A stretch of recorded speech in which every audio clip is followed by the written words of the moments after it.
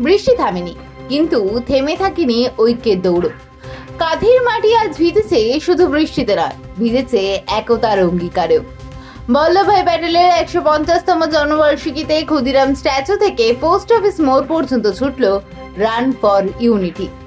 বৃষ্টিতে ভিজে মাটির গন্ধে মিশে দৌড়ালেন বিরোধী দলনেতা শুভেন্দু অধিকারী। সঙ্গে ছিলেন জেলার ৪ বিধায়ক, জেলা সভাপতি আর অসংখ্য কর্মী সমর্থক।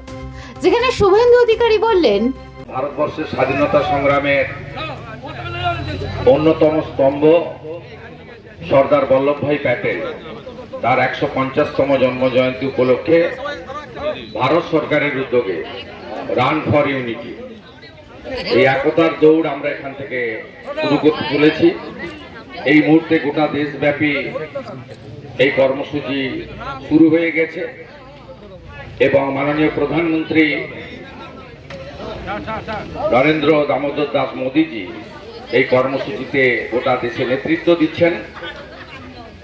আপনাদের আর এখানে বেশি কথা বলবো না। মাননীয় রাষ্ট্রবাদী প্রচারক সোমনাথ রায় এবং আমাদের এই এলাকার অনেক বিধায়করা এসেছেন, রবীন্দ্রনাথ মাইতি, অরূপ কুমার দাস, সুমিতা সিনহা এবং অন্যান্যরা। আমি প্রত্যেককে ধন্যবাদ জানিয়ে আনুষ্ঠানিকভাবে আমরা এই কর্মসূচি শুরু করি। আমি জাতীয় পতাকা দেখিয়ে এই কর্মসূচি শুরু করব। শৃঙ্খলার সঙ্গে যাবেন এবং শরীরকে ঠিক রেখে যাবেন। আমাদের একদম যুবক যারা, তারুণ্যের যুবক, একটু ভিজলে কোনো অসুবিধা নেই, আমরা ডেলি ভিজি। হ্যাঁ স্যার। তা আমাদের ছাতাও লাগে না, হিজাবও পরতে হয় না। তা আমাদের আমাদের আমাদের যারা যুবক আছেন 18 থেকে 35, একটু তারা দৌড় করতে করতে যাবেন। আর যারা 50 ঊর্ধ্ব আছি আমরা আপনাদের পিছনে চেষ্টা করব আপনাদের সঙ্গে তাল মেলানোর জন্য।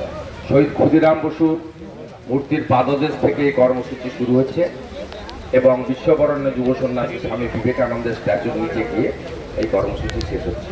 যেহেতু 8টা বেজে গেছে, নির্দিষ্ট সময় আমরা দেরি না করে করব। পথে যেতে যেতে যারা যুক্ত হবেন তারা আমাদের সঙ্গে দৌড়ে অংশগ্রহণ করবেন।